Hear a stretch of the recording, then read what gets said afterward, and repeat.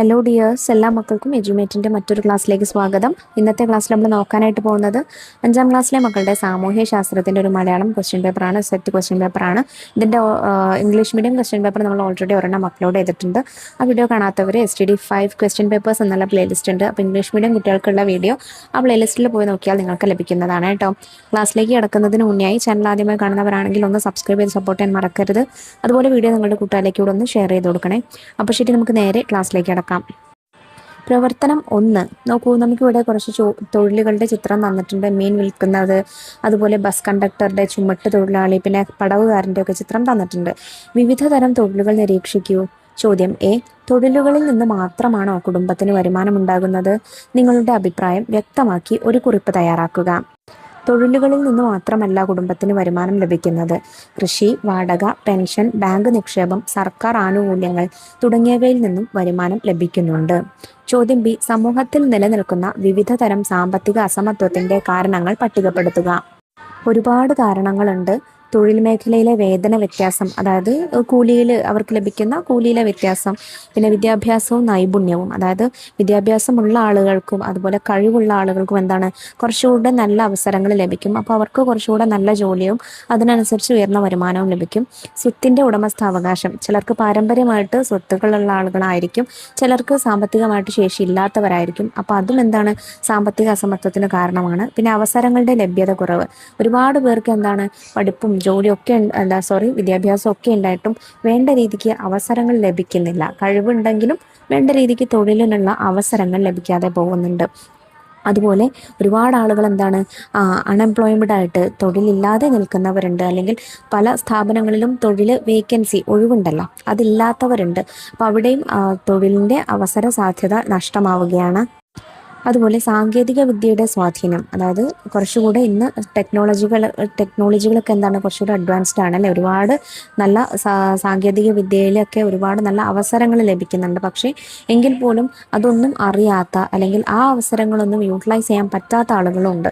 അപ്പോൾ ഇത്തരത്തിലുള്ള സാങ്കേതിക വിദ്യയുടെ സഹായത്തോട് കൂടിയിട്ട് അതിനുള്ള കൂടുതലായിട്ടുള്ള കഴിവുള്ള ആളുകൾ അത്തരത്തിൽ അതിൻ്റെ സഹായത്തോട് കൂടിയിട്ടുള്ള ജോലികൾ ചെയ്യുന്നവർക്ക് വേതനവും അതിനനുസരിച്ചുള്ള ഇൻകവും ഒക്കെ കൂടുതലായിരിക്കും.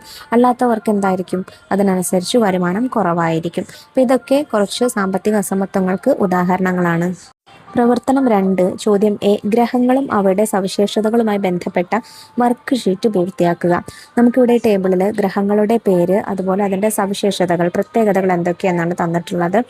ആദ്യം തന്നിട്ടുള്ള ഗ്രഹം നോക്കൂ, ചൊവ്വയാണ്. ചൊവ്വയുടെ പ്രത്യേകത എന്താണ് മക്കളെ? അത് ചുവന്ന ഗ്രഹം എന്ന പേരിൽ അറിയപ്പെടുന്നുണ്ട്.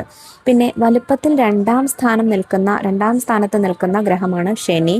യുറാനസിന്റെ പ്രത്യേകത എന്താണ്? തണുപ്പ് കൂടിയ ഗ്രഹമാണ്. പിന്നെ പ്രഭാത നക്ഷത്രം, പ്രദോഷ നക്ഷത്രം എന്നീ പേരുകളിൽ അറിയപ്പെടുന്നത് ആരാണ് മക്കളെ? നമ്മളുടെ ശുക്രനാണ്. അപ്പോൾ ശുക്രനാണ് ആ ഗ്രഹത്തിന്റെ പേരുകളെടുത്ത് എഴുതേണ്ടത്. ചോദ്യം ബി, തന്നിരിക്കുന്നവയിൽ ശരിയായ പ്രസ്താവന ഏത്? എ, സൂര്യൻ ഒരു നക്ഷത്രമാണ്. അത് ശരിയാണ് അല്ലേ, സൂര്യൻ ഒരു നക്ഷത്രമാണ്. ബി, എല്ലാ ഗ്രഹങ്ങൾക്കും ഉപഗ്രഹങ്ങളുണ്ട്. തെറ്റാണ്, എല്ലാ ഗ്രഹങ്ങൾക്കും ഉപഗ്രഹങ്ങളില്ല. സി, ഗ്രഹങ്ങൾ സ്വയം പ്രകാശിക്കുന്നു. തെറ്റാണ്, സ്വയം പ്രകാശിക്കുന്നത് നക്ഷത്രങ്ങളാണ്, ഗ്രഹങ്ങൾക്ക് പ്രകാശിക്കാനുള്ള കഴിവില്ല. ഡി, എല്ലാ ഗ്രഹങ്ങളും പടിഞ്ഞാറ് നിന്ന് കിഴക്കോട്ട് ഭ്രമണം ചെയ്യുന്നു. അതും തെറ്റാണ്. അപ്പോൾ ഇതിൽ എ മാത്രമാണ് ശരിയായിട്ടുള്ളത്. പ്രവർത്തനം 3, ചോദ്യം എ, ഭൂമിയുടെ ഭ്രമണവും പരിക്രമണവുമായി ബന്ധപ്പെട്ട് തന്നിരിക്കുന്ന പ്രസ്താവനകളെ തരംതിരിച്ച് പട്ടികപ്പെടുത്തുക. നമുക്ക് ആദ്യം തന്നിരിക്കുന്ന പ്രത്യേകതകൾ നോക്കൂ. ഭൂമി അതിൻ്റെ സാങ്കല്പിക അച്ചുതണ്ടിൽ സ്വയം കറങ്ങുന്നു. ഒരു നിശ്ചിത സഞ്ചാര പഥത്തിലൂടെ സൂര്യനെ ചുറ്റുന്നു. 365 ദിവസം കൊണ്ട് ഒരു കറക്കം പൂർത്തിയാക്കുന്നു. ഒരു കറക്കം പൂർത്തിയാക്കാൻ 23 മണിക്കൂർ 56 മിനിറ്റ് 4 സെക്കൻഡ് എടുക്കുന്നു. ഋതുഭേദങ്ങൾ ഉണ്ടാകുന്നു, അതായത് കാലമാറ്റങ്ങളുണ്ടല്ലോ, അതുണ്ടാകുന്നു.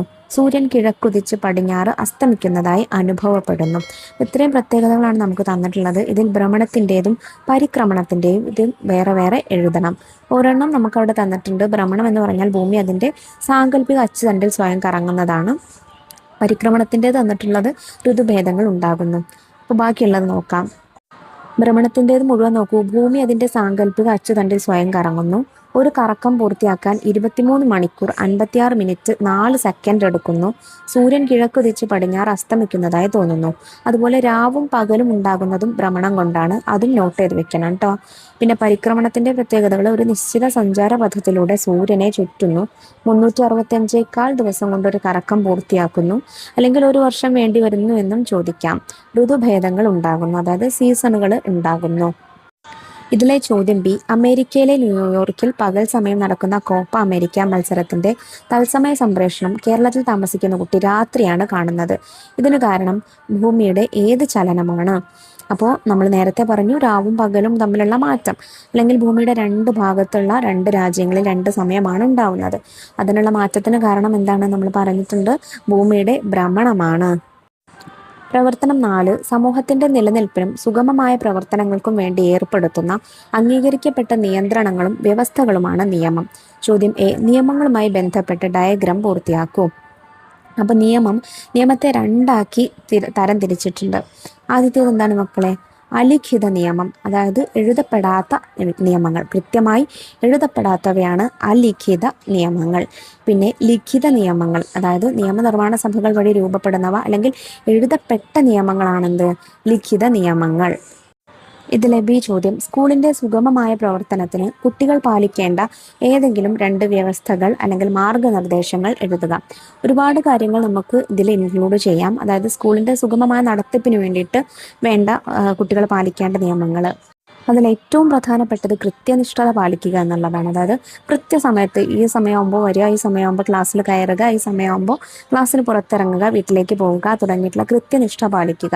പിന്നെ ശുചിത്വം നിലനിർത്തുക. അതായത് നമ്മുടെ സ്കൂളിലെ ക്ലാസ് റൂം ആയിക്കോട്ടെ, ബാത്റൂം ആയിക്കോട്ടെ, ലൈബ്രറി ആയിക്കോട്ടെ, അതുപോലെ നിങ്ങൾ ഉപയോഗിക്കുന്ന ഏത് മേഖലകളും ആയിക്കോട്ടെ, അവിടെയൊക്കെ ശുചിത്വം നിലനിർത്താനായിട്ട് ശ്രദ്ധിക്കുക. പിന്നെ അതുപോലെ അധ്യാപകരോടും പ്രവർത്തകരോടും ഒക്കെ എന്താണ് നല്ലപോലെ പെരുമാറുക, ബഹുമാനം പഠിക്കുക തുടങ്ങിയിട്ടുള്ള കാര്യങ്ങളൊക്കെ, ബഹുമാനിക്കുക തുടങ്ങിയിട്ടുള്ള കാര്യങ്ങളൊക്കെ നമുക്ക് ഇതിൽ ഉൾപ്പെടുത്താം. ചോദ്യം സി: കുട്ടികളുടെ അവകാശവുമായി ബന്ധപ്പെട്ട നിയമം ഏത്? എ ബാലാവകാശ നിയമം, ബി വിവരാവകാശ നിയമം, സി ഗതാഗത നിയമം, ഡി നീർത്തട സംരക്ഷണ നിയമം. ഇതിൽ തന്നെയുണ്ട് ബാലാവകാശ നിയമമാണ്. പ്രവർത്തനം 5: ഭക്ഷണം എല്ലാ മനുഷ്യരുടെയും അവകാശമാണ്. ഒരു നേരത്തെ ഭക്ഷണം പോലും കിട്ടാത്ത ആയിരങ്ങൾ ലോകത്തിന്റെ പല ഭാഗങ്ങളിലും ഉണ്ട്. ചോദ്യം എ: ലോക ഭക്ഷ്യദിനമായി ആചരിക്കുന്നത് എന്ന്? A October 16, B June 12, C September 16, D May 28. October 16 നമ്മൾ ലോകഭക്ഷ്യദിനമായി ആചരിക്കുന്നത്. ചോദ്യം ബി: ദാരിദ്ര്യവും പട്ടിണിയും ഉണ്ടാകാനുള്ള കാരണങ്ങൾ കണ്ടെത്തി കുറിപ്പ് തയ്യാറാക്കുക. ഞാനിവിടെ അതിനുള്ള കാരണങ്ങൾ പോയിന്റ് ബൈ പോയിന്റ് ആണ് തരുന്നത്. മക്കൾ എന്ത് ചെയ്യുക? എഴുതുമ്പോൾ കുറിപ്പ് തയ്യാറാക്കുക എന്ന് പറഞ്ഞതുകൊണ്ട് ഇത് കുറിപ്പായിട്ട് തന്നെ എഴുതണം. തൊഴിലില്ലായ്മ, കൃഷിനാശം, യുദ്ധങ്ങളും സംഘർഷങ്ങളും, ഭക്ഷണം പാഴാക്കൽ, സാമ്പത്തിക അസമത്വം, ഇതെല്ലാം ദാരിദ്ര്യത്തിനും പട്ടിണിക്കും കാരണങ്ങളാണ്. അപ്പോൾ നിങ്ങൾക്ക് ഇങ്ങനെ എഴുതിയാൽ മതി. സമൂഹത്തിലെ ദാരിദ്ര്യവും പട്ടിണിയും ഉണ്ടാവാൻ ഒരുപാട് കാരണങ്ങൾ നിലനിൽക്കുന്നുണ്ട്. അതിൽ ഒന്നാമത്തേത് എന്താണ്? തൊഴിലില്ലായ്മയാണ്. ഒരുപാട് ആളുകൾ നമുക്ക് ചുറ്റും ഉണ്ടെങ്കിലും അവരിൽ പലർക്കും എന്താണ്? തൊഴിലില്ലാത്ത അവസ്ഥയുണ്ട്. അപ്പോൾ അവർക്ക് എന്താണ്? ഈ ദാരിദ്ര്യവും പട്ടിണിയും വരാനുള്ള സാധ്യത കൂടുതലാണ്. പിന്നെ അതുപോലെ കൃഷിനാശം, കർഷകർക്കും മറ്റുമൊക്കെ എന്താണ്? ഈ കൃഷിനാശത്തിലൂടെ ഒരുപാട് ദാരിദ്ര്യവും പട്ടിണിയും അനുഭവിക്കേണ്ടി വരുന്നുണ്ട്. യുദ്ധങ്ങളും സംഘർഷങ്ങളുമാണ് മറ്റൊന്ന്. എന്താണ്? യുദ്ധവും സംഘർഷവും ഉണ്ടാകുമ്പോൾ ആ രാജ്യത്തെ മാത്രമല്ല, അല്ലെങ്കിൽ ആ നാടിനെ മാത്രമല്ല അത് ബാധിക്കുന്നത്, ലോകത്തെ മുഴുവനായിട്ടും അതിൻ്റെ പ്രതിഫലനം ഉണ്ടാവാറുണ്ട്. അപ്പം ഇങ്ങനെയൊക്കെ പറഞ്ഞിട്ട് ഓരോ പോയിന്റും കുറച്ച് വിശദീകരിച്ച് എഴുതിയാൽ അത് കുറിപ്പായി. ഇതിലെ ബി സി ചോദ്യം: ലോക ഭക്ഷ്യദിനവുമായി ബന്ധപ്പെട്ട് സ്കൂളിൽ നടത്തുന്ന റാലിക്ക് ആവശ്യമായ പ്ലക്കാർഡുകൾ തയ്യാറാക്കുക. ഭക്ഷണവുമായിട്ട് ബന്ധപ്പെട്ട് ഭക്ഷണം പാഴാക്കുന്നതിനെ കുറിച്ചോ അല്ലെങ്കിൽ അത് സംരക്ഷിക്കുന്നതിനെ കുറിച്ചോ അല്ലെങ്കിൽ മറ്റുള്ളവർക്ക് പങ്കുവയ്ക്കുന്നതിനെ കുറിച്ചോ ഒക്കെ നിങ്ങൾക്ക് ഈ പ്ലക്കാർഡുകളിൽ കൊട്ടേഷൻസ് എഴുതി കൊടുക്കാം. ഞാൻ എഴുതിയിരിക്കുന്നത് നോക്കൂ: ഭക്ഷണം പാഴാക്കരുത്, വിശക്കുന്നവനെ ഓർക്കുക. അതുപോലെ രണ്ടാമത്തേത്, ഭക്ഷണം ഓരോ മനുഷ്യൻ്റെയും അവകാശമാണ്. പ്രവർത്തനം 6 ചോദ്യം എ: നദികളുമായി ബന്ധപ്പെട്ട് താഴെ തന്നിരിക്കുന്നവയിൽ ശരിയായ പ്രസ്താവന ഏത്? എ കേരളത്തിലെ നദികളിൽ ഭൂരിഭാഗവും പടിഞ്ഞാറ് നിന്ന് കിഴക്കോട്ട് ഒഴുകുന്നു. തെറ്റാണ്. കിഴക്ക് നിന്ന് പടിഞ്ഞാറോട്ടാണ് ഒഴുകുന്നത്. ബി മലനാട് ഭൂപ്രകൃതി വിഭാഗത്തിൽ നിന്നാണ് കേരളത്തിലെ നദികൾ ഉത്ഭവിക്കുന്നത്. അത് ശരിയാണ്. മലനാട് പ്രദേശത്ത് നിന്നാണ് അധിക നദികളും ഉത്ഭവിക്കുന്നത്. സി കേരളത്തിലെ ഭൂരിഭാഗം നദികളും ബംഗാൾ ഉൾക്കടലിൽ പതിക്കുന്നു. അത് തെറ്റാണ്. ഭൂരിഭാഗം നദികളും അറബിക്കടലിലേക്കാണ് പതിക്കുന്നത്. ഡി കേരളത്തിലെ നദികൾ എല്ലാ കാലത്തും നിറഞ്ഞൊഴുകുന്നവയാണ്. അത് തെറ്റാണ്. വേനൽക്കാലമാകുമ്പോൾ നിറഞ്ഞൊഴുകാറില്ല. വരൾച്ച അനുഭവപ്പെടാറുണ്ട്. അപ്പോൾ ഇതിൽ ബി മാത്രമാണ് ശരിയായിട്ടുള്ളത്. ചോദ്യം ബി, ജലസ്രോതസ്സുകൾ സംരക്ഷിക്കുന്നതിനും ശുദ്ധജല വിതരണ ഇതിലെ ബി ചോദ്യം, ജലസ്രോതസ്സുകൾ സംരക്ഷിക്കുന്നതിനും ശുദ്ധജല വിതരണത്തിനുമുള്ള സർക്കാർ പദ്ധതികളാണ് ചുവടെ തന്നിരിക്കുന്നത്. അവയെ ശരിയായ രീതിയിൽ ക്രമീകരിക്കുക. എ കോളത്തിൽ തന്നിരിക്കുന്നത് നോക്കൂ. ഇനി ഞാൻ ഒഴുകട്ടെ, തെളിനീരൊഴുകും നവകേരളം, ജൽ ജീവൻ മിഷൻ തുടങ്ങിയ പദ്ധതികളാണ്.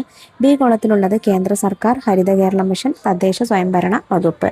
ഇനി ഓരോ പദ്ധതിയും ആവിഷ്കരിച്ചത് അല്ലെങ്കിൽ രൂപീകരിച്ചത് ആരാണ്? ഇനി ഞാൻ ഒഴുകട്ടെ ഹരിത കേരളം മിഷനാണ്.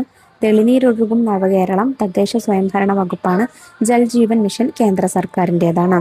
ചോദ്യം സി, ജലസ്രോതസ്സുകളുടെ മലിനീകരണം തടയുന്നതിനുള്ള ഏതെങ്കിലും ഒരു നിർദ്ദേശം എഴുതുക. ഒരുപാടുണ്ട്.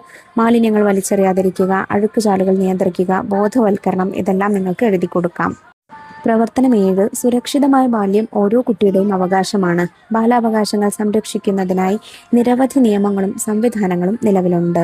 ചോദ്യം എ, കുട്ടികളുടെ അവകാശങ്ങൾ സംബന്ധിച്ച് ക്ലാസ്സിൽ ഒരു ചുമർ പത്രിക തയ്യാറാക്കുന്നതിന് ആവശ്യമായ പ്രധാന ആശയങ്ങൾ പട്ടികപ്പെടുത്തുക.